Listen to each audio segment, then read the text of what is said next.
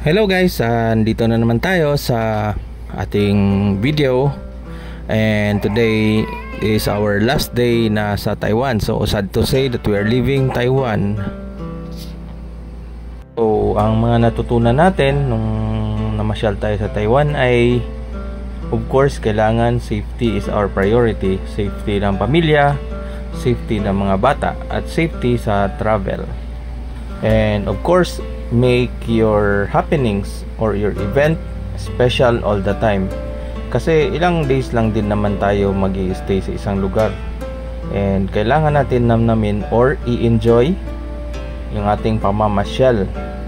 I-enjoy yung moment with the family and i-enjoy yung ikot-ikot natin sa lugar. So we are on our way na sa airport sa Terminal 1 para ihatid si Mama kasi siya ay uwi na ng US and kami naman ay patungong Pilipinas. So along the way makikita mo na maraming mga buildings and ayun, napaka-gloomy ng araw or ng clouds. Ayan, at malakas na nga ang ulan guys. Nakarating na kami sa Terminal 1 and una naming ibinaba ay si Mama para masamahan siya dahil may mga bagahe siya and ma-check-in din siya. So ayan, nililipat na yung mga gamit and of course you have to say goodbye na for the moment or for the meantime.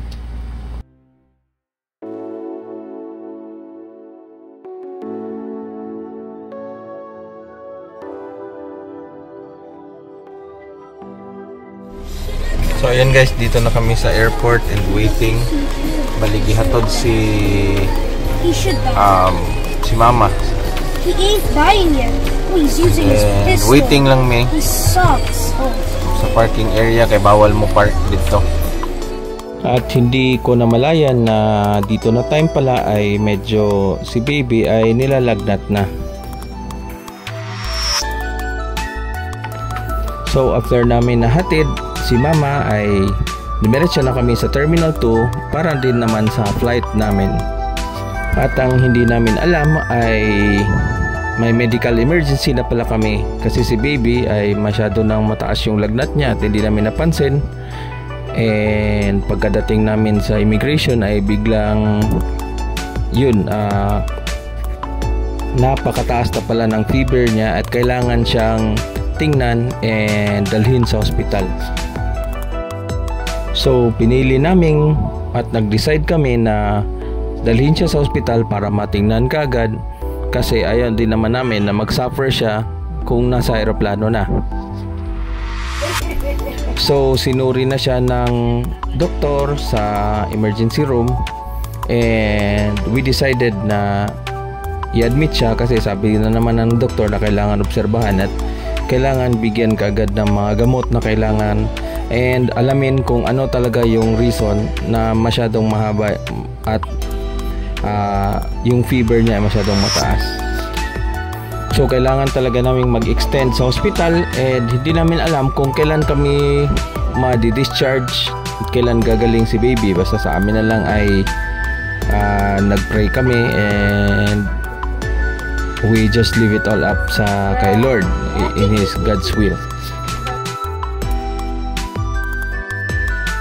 So ayun nga guys, nag-overstay kami ng almost 3 days and then fortunately na-discharge si baby and yun, tinawagan kami ng consul at nung airlines na kailangan na namin umalis ng Taiwan before 12 midnight because baka mag-penalty kami and ma-sanction kami and magbayad kami ng mga harsh fines or malalaking fines.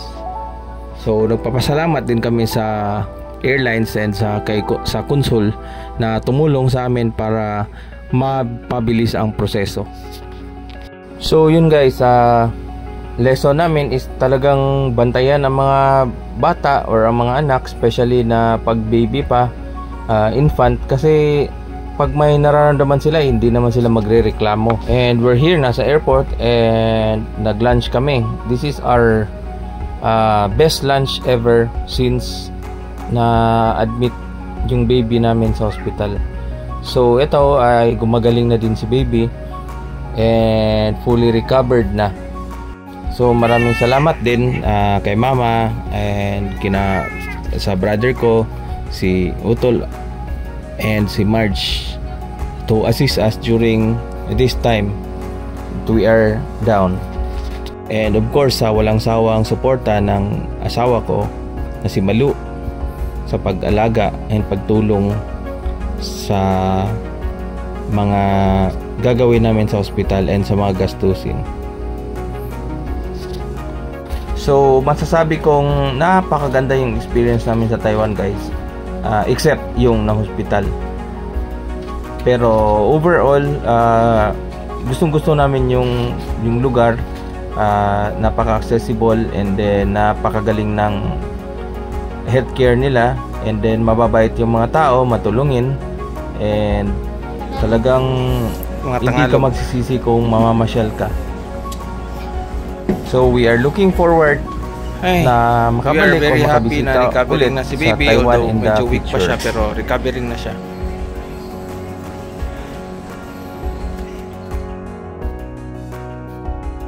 And sa aming baby naman ay pagaling ka agad, and we love you so much, and we will do anything and everything para sa iyo. And sa mga viewers namin ay huwag kayong magsawang manood or tingnan yung mga videos namin from time to time. So yan guys, just in the nick of time, boarding na ang Philippine Airlines para sa inyo. Alright, nahabol gid guys. Nagtuumig makalaag pa mi og Taoyuan. But we have to go.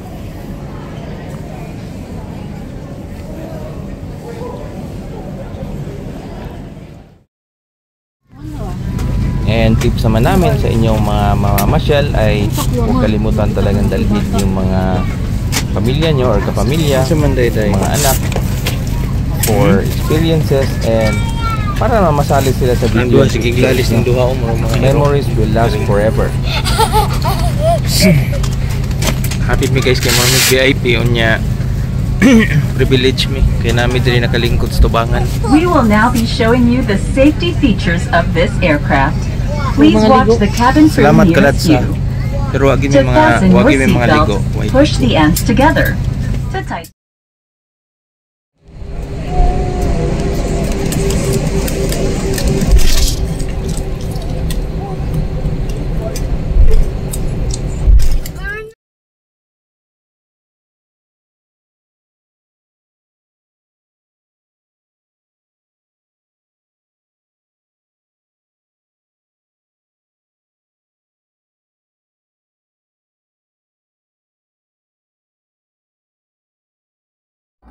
So finally, we are back to our home country, and we are thankful to God na safe yung trip namin, and sa wakas ay makakain na rin kami ng Filipino food na naman. So hanggang dito na lang ang aming video, and abangan ang susunod na mga videos, guys. Mabuhay! Philippine Airlines welcomes you to Manila. The local time is 25 minutes. Past the hour of 7 o'clock in the evening. So finally guys, nasa Pilipinas na tayo. The Philippines. So eto na nga guys, ang first stop namin pagkalapag sa aeroplano ay dumiretso kami sa Jollibee sa Terminal 1 ng NAIA,